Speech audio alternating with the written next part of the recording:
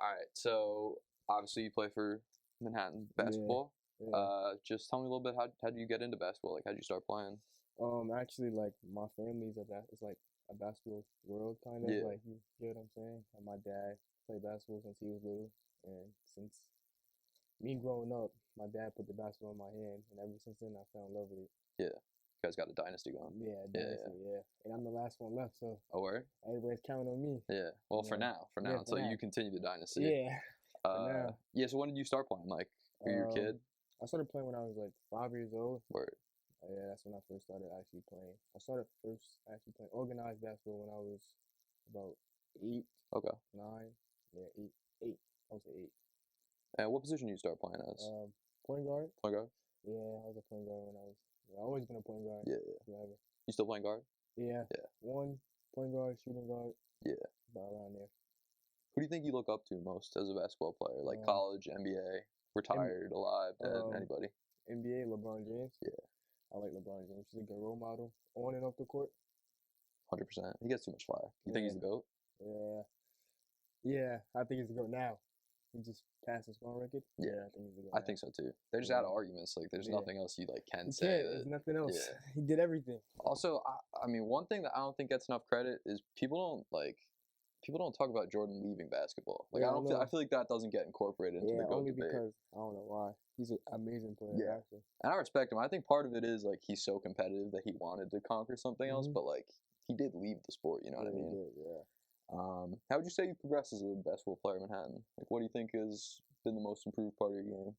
I think I would say shooting, my jump shot improved a lot since I've been here, and me playing with more confidence. Mhm. In my first year, I was getting used to it, like used to college basketball, so I wasn't as confident as. Yeah. But my junior year, I started improving a lot. Yeah.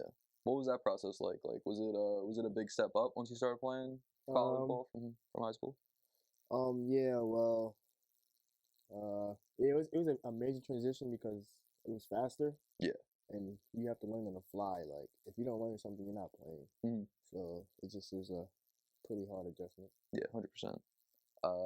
What's your favorite play to make in basketball? Like, for me, I mean, I'm bad, but like dropping a nice bounce pass, like dime in the hole. Mine would be a dunk. Yeah. A dunk, yeah. Man, I wish I could dunk. I didn't start dunking until like my sophomore year in high school. Yeah. Yeah. What was it that like changed, or one day you just could do it? I think I started working on my legs more. Yeah. And I see all my friends dunk, and I was the only one I couldn't dunk, and I just kept trying. Kept trying until it became easy. What do you think about the dunk contest? It was okay. Yeah. Yeah. The kid Jericho Simpson New Knicks. Yeah. Terrible. Oh my God, I bet on him. I was like, because I started seeing highlights of just like him jumping, like not even dunks, like just jumps, and I was like, oh my God, like his head's at the rim, and then he did terrible. It was also embarrassing to pull out like a 50. Yeah, like, he did. That was terrible. They hated the dunk. That was the worst dunk contest ever. Yeah, you see the video where it's like the crowd reaction behiund him, and everybody's just sitting down. Nobody like cares. Even the kid, you saw Jose Alvaro, the kid. He's just like I don't know.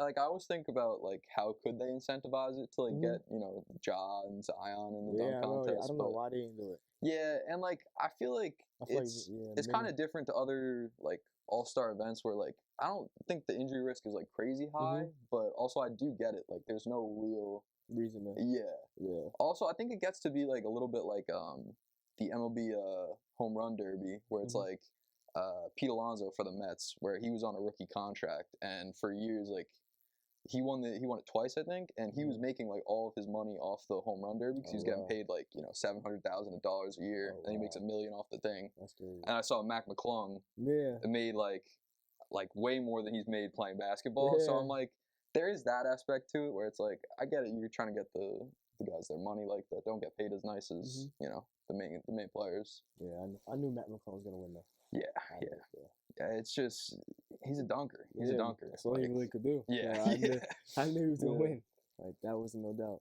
Although now he's in the league. Like, do you know if he was playing well in the G League at all? Or I'm not sure. I know that they like brought him up to the Sixers right before that, so I figured he was playing well, but I don't even know. I don't think he really played. Yeah. Do you have a favorite NBA team?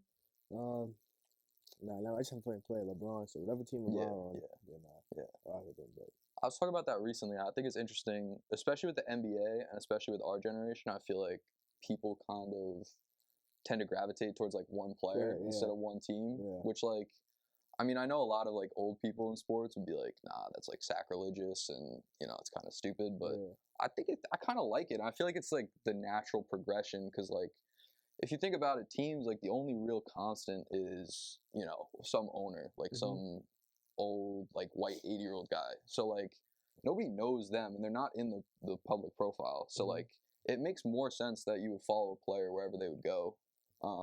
They can kind of like control less about their career, I feel like. Like growing up, I used to like the Knicks when I was from New York, but then when I like started getting into basketball more, I didn't like the Knicks. Yeah, I mean, it's understandable. It's a tough life being a Knicks fan, man. Terrible draft picks. Yeah, they're starting to get something going. Though, what do you think about Jalen Brunson? I love him. Yeah, might be the best thing. Yeah, he's very good. He's a crazy all-star snub. Yeah, I know. Yeah, he should have been one. That was unbelievable. It was like I saw a thing was like the top 10 scorers in the league. He was like 9 and the rest of the 10 made it. Like, you'd think New York too, like a big market, he'd be all right, but no. Yeah, I like Jalen Brunson. I think it was a good contract. Yeah, even though I mean people hated it at the time.